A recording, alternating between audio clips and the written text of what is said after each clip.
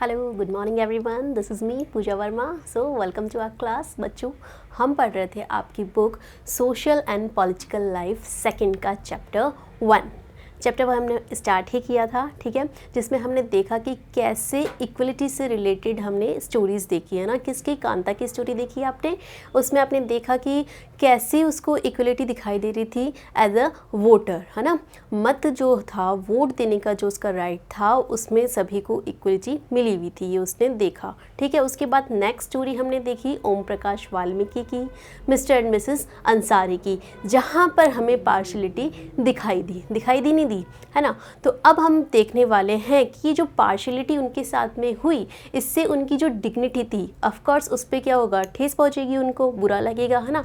तो ये जो डिग्निटी थी, इसको किस तरीके से मेंटेन किया जाए, उसके लिए जो हमारा कॉन्स्टिट्यूशन है ना, उसने क्या उसके अंदर प्रावधान किए हैं, ये हम इसमें देखने वाले हैं। So our topic is recognising dignity. Okay, so recognising dignity क्या है ये देखिए। You have understood by religion, class background, gender etcetera. Yes, देखो अब लास्ट वीडियो में हम देख चुके हैं कि कैसे इंडियंस को, कैसे लोगों को मतलब डिस्ट्रीब्यूट किया गया है जेंडर से या फिर कास्ट बैकग्राउंड से। इस तरीके से लोग बटे हुए हैं हमारे इंडिया में, अलग अलग रिलीजन वाले लोग हैं, है ना, अलग अलग जो है कास्ट बैकग्राउंड वाले लोग हैं, जाति में भी उपजातियाँ, इस तरीके से लोग बटे हुए हैं, है ना। तो उसी के बेस पर उनके साथ में क्या किया जाता है, पार्शलिटी कहीं पर देखने को मिलती है, कहीं पर इक्वलिटी देखने को मिलती है, ठीक है। सो These are often the things that determine why some people are treated unequally, और यही रीज़न है जिनके कारण लोगों के साथ में अनइक्वल बिहेव किया जाता है ना। क्यों? क्योंकि देखो जब लोग जो है अलग अलग कास्ट में, है ना, रिलीजन में बटे हुए होंगे, तभी तो पार्शलिटी देखने को मिलेगी ना, कि हाँ अगर सेम कास्ट वाला है या फिर सेम रिलीजन वाला है तो वो उसको सपोर्ट करेगा, अदर को नहीं करेगा, है ना, ठीक है। तो इसी के कारण अनइक्वलिटी फिर देखने को मिलती है। So then Om Prakash Valmiki and the Ansaris are being treated unequally on the basis of differences of caste and religion। और लास्ट वीडियो में हमने देखा था कि ओम प्रकाश वाल्मीकि, ठीक है, उसके अलावा मिस्टर एंड मिसेस अंसारी, उनके साथ में जो पार्शलिटी हुई है ना, वो किस बेस पे हुई थी, कास्ट और रिलीजन के बेस पे हुई थी। So then when person are treated unequally their dignity is violated. Yes, और जब किसी के साथ में इस तरीके से बिहेव किया जाता है, पार्शलिटी की जाती है, तो की डिग्निटी क्या होती है, वो हार्म होती है ना, ठीक है। So for example Om Prakash Valmiki and the Ansaris, ये हम देख चुके हैं। Then Om Prakash and the Ansaris do not deserve to be treated like this. Yes बच्चों, क्या वो डिजर्व करते थे क्या इस तरह का बिहेव? नहीं करते थे। कोई भी नहीं करता इस तरह का बिहेव डिजर्व, है ना। किसी के साथ में ऐसा बिहेव नहीं किया जाना चाहिए ना, क्योंकि सबको जब कॉन्स्टिट्यूशन ने सबको इक्वलिटी का राइट दिया है, तो हम और आप कौन होते हैं किसी के साथ में पार्शलिटी करने वाले, किसी भी बेस पर, है ना। तो ओम प्रकाश वाल्मीकि, ठीक है, उसके अलावा अंसारी जो थे वो सेम रिस्पेक्ट डिजर्व करते थे जैसा कि सभी लोग करते हैं ना। So then they deserve the same respect and dignity as anyone else। Yes बच्चों, आगे देखिए। अब एक एग्जांपल और है, अगर आप मूवीज़ के अगर शौकीन हैं तो आपने पुरानी मूवी, तो मुझे भी नहीं पता आप बच्चों ने देखी होगी नहीं देखी होगी, लेकिन आपके फादर से आप जाके पूछना, उन्होंने बिल्कुल देखी होगी। एक 70s 80s की मूवी है ये, दीवार मूवी है ना, जिसमें Amitabh Bachchan, the great legend Amitabh Bachchan की मूवी है। उनका एक चाइल्डहुड वाला सीन था जिसमें वो क्या काम करते हैं, शू पॉलिश करने का काम करते हैं ना। तो क्या करते हैं, वो शू पॉलिश करते हैं और कोई इस तरीके से ऑफिसर टाइप दो लोग आते हैं, है ना, वो पॉलिश करते हैं। जो अमिताभ बच्चन का चाइल्डहुड का जो कैरेक्टर प्ले कर रहे हैं ना यहाँ पर, वो पॉलिश करते हैं। देन उसको एज अ पेमेंट वो जो कॉइन देते हैं वो फेंक कर देते हैं ना, ये ऑफिसर जो दिख रहे हैं आपको, ठीक है। तो वो उस फेंके हुए कॉइन को नहीं उठाता है। क्यों नहीं उठाता है? कि भैया मैं काम कर रहा हूँ या मेहनत कर रहा हूँ, है ना, तो मुझे जो पेमेंट दोगे या जो भी आप कॉइन दे रहे हो ना, तो वो रिस्पेक्टफुली दो। क्यों? क्योंकि मैं कोई भीख नहीं मांग रहा हूँ, कोई शर्म वाला काम नहीं कर रहा हूँ ना। तो यहाँ पर उसकी डिग्निटी जो है वो यहाँ पे हार्म हो रही थी, इस वजह से उसने फेंका हुआ कॉइन नहीं उठाया, है ना। तो ये सीन आपको क्या बताना चाह रहे हैं सीन के थ्रू, कि अगर कोई कोई भी बंदा है वो अगर रिस्पेक्टफुली काम कर रहा है, ठीक है, तो उसको रिस्पेक्ट ही दी जानी चाहिए, है ना। तो as uh in the 1975 film Deewaar, a boy who works as a shoe shine refuses to pick up a coin thrown at him.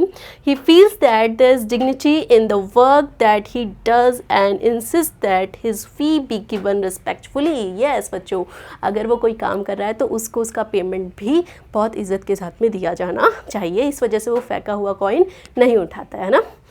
आगे देखिए, equality in Indian democracy. Yes, अब हम बात करते हैं हमारे इंडियन डेमोक्रेसी की। क्या है इंडियन डेमोक्रेसी, थोड़ा सा शॉर्ट में समझ लीजिए कि आज हमारा जो कंट्री है, हमारी जो कंट्री है वहाँ पर अगर रूल हो रहा है ना, जो भी लीडर्स यहाँ रूल कर रहे हैं उन्हें कौन चूज़ करता है, हम करते हैं, है ना, वोट के थ्रू करते हैं, ठीक है।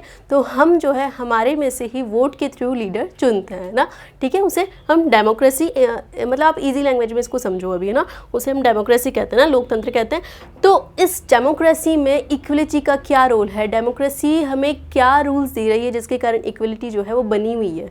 तो देखिए, the Indian constitution recognises every person as equal. Yes, हमारा जो इंडियन कॉन्स्टिट्यूशन है वो बताता है कि हर पर्सन, है ना, हर व्यक्ति क्या है, इक्वल है, चाहे वो किसी भी रिलीजन से बिलोंग करता हो, कोई भी वो लैंग्वेज बोलता हो, किसी भी कास्ट से बिलोंग करता हो, सभी क्या है, इक्वल है, ठीक है। Then this means that every individual in the country, including male and female persons from all castes, religions, tribes, educational and economic backgrounds, are recognized as equal. Yes बच्चों, ठीक है, ये मैं बता चुकी हूँ आपको कि चाहे वो मेल हो, फीमेल हो, किसी भी कास्ट से हो, सभी जो है कॉन्स्टिट्यूशन के थ्रू क्या है, इक्वल है। तो उनके साथ में कोई पार्शलिटी नहीं की जानी चाहिए। इसी के साथ में in democratic India the principle of the equality of all persons is recognised, while earlier no law existed to protect people from discrimination and ill treatment. Yes, अगर हम पहले की बात करें, जब हमारा कॉन्स्टिट्यूशन नहीं बना था, उसमें इस तरह के रूल्स नहीं थे, इस तरह के लॉज नहीं थे, उससे पहले लोगों के साथ में पार्शलिटी की जाती थी, कास्ट बेस्ड पर या रिलीजन बेस्ड पे पार्शलिटी की जाती थी। और जो ऐसा करते थे उनमें ऐसा कोई डर भी नहीं था, क्यों, क्योंकि उनके लिए कोई जो है दंड नहीं था। लेकिन आज उन लोगों में डर है कि अगर हम ऐसा करेंगे तो हमें ये वाला दंड मिलेगा ना। तो इस वजह से ये सारे कॉन्स्टिट्यूशन जो है वो इसके लिए रिलीफ देता है, ऐसे लॉज बनाए गए हैं ना, ऐसे लोगों के लिए जो कि ऐसी पार्शलिटी करते हैं ना, इसलिए कॉन्स्टिट्यूशन जो है वो इक्वलिटी बताता है ना, इक्वलिटी रखता है सभी लोगों में। देन ये देखिए, हम पिक्चर में आपको पार्लियामेंट दिख रही है, इसको इस तरीके से लोग उठाए हुए हैं। ये लोग जो है एक तरीके से आपको देखने से पता चल रहा है बेस का काम कर रहे हैं, रूट का काम कर रहे हैं ना, इसको इस तरीके से होल्ड किया हुआ है इन्होंने। तो कौन है ये लोग, कहीं मार्केट से कहीं से बुलाएं क्या, नहीं, ये जो है पार्लियामेंट में जो लीडर्स हम चुनते हैं, वोट के थ्रू हम चुनते हैं, वही ये लोग हैं जो पार्लियामेंट की क्या है, एक तरीके से बेस है, रूट है ना। देखिए, the parliament is the cornerstone of our democracy and we are represented in it through our elected representatives. Yes, क्या है पार्लियामेंट के, ये कॉर्नर स्टोन है। कॉर्नर स्टोन मतलब वही है, बेस है, रूट है, इनको, इन रिप्रेजेंटेटिव्स को हम चुनते हैं वोट के थ्रू, ठीक है। आगे देखिए, this recognition of equality. Yes, ये जो इक्वलिटी की मान्यता है, आइडेंटिटी है, ये क्या है, देखिए, every person is equal before the law.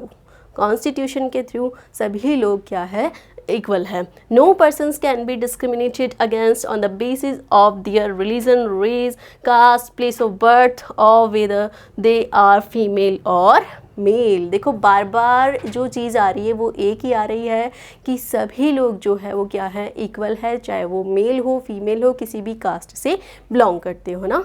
किस में दिया हुआ है ऐसा, हमारे कॉन्स्टिट्यूशन में भी दिया हुआ है, ठीक है। आगे देखिए, Every person has access to all public places including playgrounds, hotels, shops and markets. अब ऐसा तो नहीं है इक्वल इक्वल इक्वल बस बोले जा रहे हैं और कुछ मतलब दिया भी है, नहीं दिया है, दिया है इन द सेंस कि आपको फ्रीडम मिली हुई है कि आप किसी भी मार्केट में जा सकते हो। आज जैसे आप कहीं निकलते हो तो किसी से परमिशन लेकर निकलते हो कि मैं इस मार्केट में जा सकता हूँ, अपने मम्मी पापा से लेते होंगे, लेकिन बाहर कोई आपको रोक देता है कि नहीं आपको यहाँ नहीं जाना है, ऐसा नहीं है ना। आप कहीं भी घूम सकते हो, फ्रीली अपनी बात कह सकते हो, किसी भी होटल में जा सकते हो, रेस्टोरेंट में जा सकते हो ना, घूमने किसी भी पार्क में जा सकते हो। तो ये जो फ्रीडम मिली हुई है हमें किसके थ्रू मिली हुई है, हमारे कॉन्स्टिट्यूशन के थ्रू, ठीक है। आगे देखिए, the 2 ways in which the government has tried to implement the equality that is guaranteed in the constitution, first through laws. Yes, अब देखो 2 तरीके हैं जिसके थ्रू गवर्नमेंट ने जो है इक्वलिटी लाने की कोशिश की है। कैसे हैं?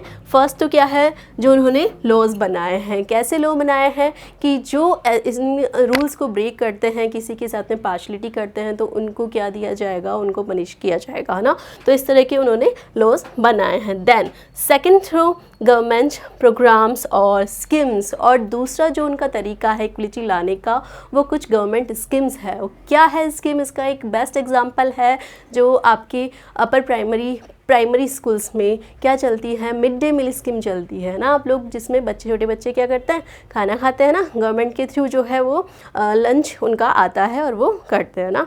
तो इससे कैसे इक्वलिटी आएगी भाई? जब स्कूल में हर कास्ट के, हर रिलीजन के बच्चे पढ़ते हैं ना, तो जब सब एक साथ बैठकर खाना खाएंगे तो कितना अच्छा एनवायरनमेंट होगा ना, हेल्दी, ठीक है। तो इस तरह से क्या होगा, इक्वलिटी आएगी ना। तो इस तरह की स्कीम्स, गवर्नमेंट स्कीम्स जो है वो इक्वलिटी लाने की कोशिश करती है, ठीक है। आगे देखिए, सो फॉर एग्जांपल मैंने बताया आपको मिड डे मील स्कीम, इससे आप सभी इंट्रोड्यूस्ड हैं। All government elementary schools to provide children with cooked lunch. Tamil Nadu was the first state. Yes, इसको नोट कर लीजिए आप। आपसे 1 मार्क्स में पूछा जा सकता है कि कौन सा स्टेट था फर्स्ट जिसने इस रूल को, जिसने इस स्कीम को फॉलो किया।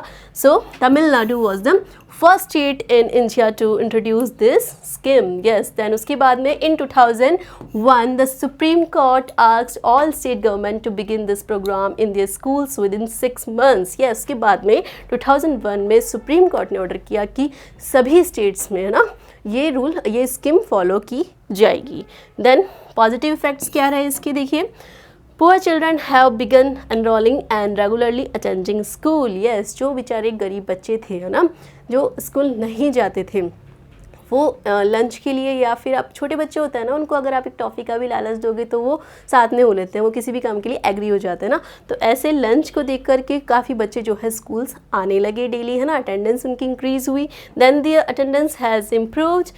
Their mothers who earlier had to interrupt their work to feed their children at home during the day now no longer need to do so. Yes, जो mothers जिनको घर पे आना पड़ता था, अपने काम काज को छोड़कर घर आना पड़ता था अपने बच्चों को लिए खाना वाना बनाने के लिए, तो अब ऐसा करने की ज़रूरत उनको नहीं थी। क्यों नहीं थी? क्योंकि भैया उनको जो है स्कूल में ही खाना प्रोवाइड हो रहा था। Then this program has also helped reduce caste prejudices because both low and upper caste children in the school eat this meal together. Yes, और ये जो मिड डे मील प्रोग्राम है, ये जो कास्ट डिस्क्रिमिनेशन था उसको भी ख़त्म करता है, क्योंकि स्कूल में हर कास्ट के जो बच्चे हैं वो साथ में बैठकर खाना खा रहे हैं, तो किस तरीके से एनवायरनमेंट जो है वो पॉजिटिव होगा ना, तो इसको भी ये ख़त्म करता है। Then Dalit women have been employed to cook the meal. Yes, और जो रूरल जो एरियाज़ है जहाँ पर पका हुआ खाना नहीं आ सकता, वहाँ पर दलित जो वुमेन्स है उनको एम्प्लॉयमेंट मिल रहा है, खाना बनाकर वो दे रहे हैं बच्चों को ना,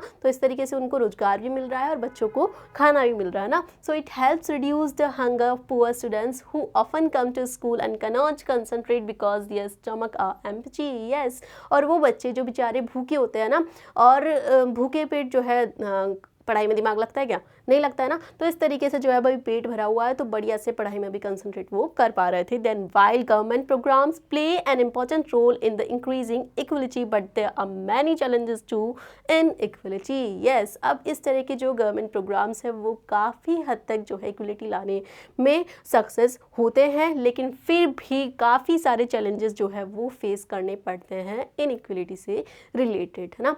क्या क्या वो चैलेंजेस है और क्या क्या चीज़ें हैं वो हम आगे देखते हैं। सो differences in our country between school that the rich attend and those that the poor attend, discrimination of the basis of caste still exists in some schools. Yes, लेकिन फिर भी कुछ schools है ना जहाँ पर इस तरीके का पार्शलिटी या डिस्क्रिमिनेशन देखने को मिलता है गरीब बच्चों और अमीर बच्चों के बीच में ना।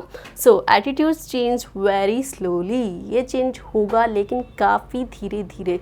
कोई चीज़ होती है ना जिसको बनने में इतना टाइम लग गया, ख़त्म होने में भी उतना ही टाइम, उससे कहीं ज़्यादा टाइम लगेगा, है ना। तो ये चेंजेस आएंगे लेकिन काफ़ी धीरे, है ना। आगे देखिए, यहाँ देखिए the great legend Bhimrao Ambedkar ji की फ़ोटो आपको दी हुई है, आपकी बुक में भी है ना। इनके कुछ वर्ड्स हैं, देखिए क्या है, it is disgraceful to live at the cost of one self respect. Yes, self respect is the most vital factor in life. Yes, अगर आप अपनी सेल्फ रिस्पेक्ट खोकर जीते हो तो वो जीना जीना नहीं है।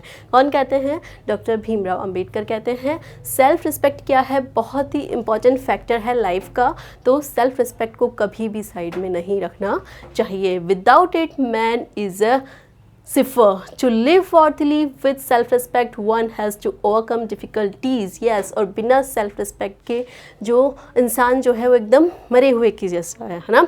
सो to live worthily with self respect one has to overcome difficulties. Yes, और अगर आप सेल्फ रिस्पेक्ट के साथ में जीते हैं तो किसी भी डिफ़िकल्टी को ओवरकम कर सकते हैं ना, किसी भी परेशानी से आप लड़ सकते हैं। It is out of hard and ceaseless struggle alone that one derives strength, confidence and recognition। yes, इसी के साथ में आप अकेले खड़े रहकर, अगर आप में सेल्फ रिस्पेक्ट है, कॉन्फिडेंस है, तो अकेले खड़े रहकर आप किसी भी बड़ी से बड़ी प्रॉब्लम से लड़ सकते हैं ना।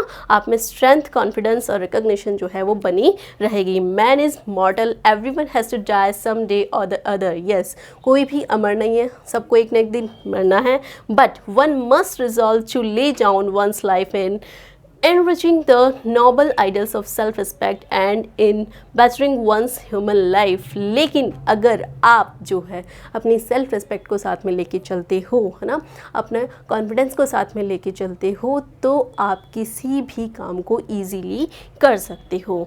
Then nothing is more disgraceful for a brave man than to live life devoid of self respect. B are Ambedkar. Yes, कुछ भी डिस्ग्रेसफुल नहीं होगा, मतलब एक ब्रेव मैन की तरह आप आगे बढ़ेंगे अगर आपके साथ में सेल्फ रिस्पेक्ट है तो, है ना। बार बार एक वर्ड आ रहा है, तो it means B are Ambedkar ji ने किस पे फोकस किया है कि आपको अपनी सेल्फ रिस्पेक्ट साथ में लेकर चलना है, अपने कॉन्फिडेंस को, अपनी स्ट्रेंथ को, इसी को आपको जो है बनाना है ना। तो किसके वर्ड्स हैं ये, किसके सेंटेंसेस हैं ये? बी आर अम्बेडकर जी के सेंटेंसेस हैं, तो इनको आपको ध्यान में रखना है। ठीक है बच्चों, इसी के साथ ये हमारा पार्ट टॉपिक कंप्लीट होता है। आगे हम काफ़ी इंटरेस्टिंग स्टोरीज़ के साथ में इस चैप्टर को पूरा करेंगे। इतना आप अच्छे से समझिए, पढ़िए। Thank you so much.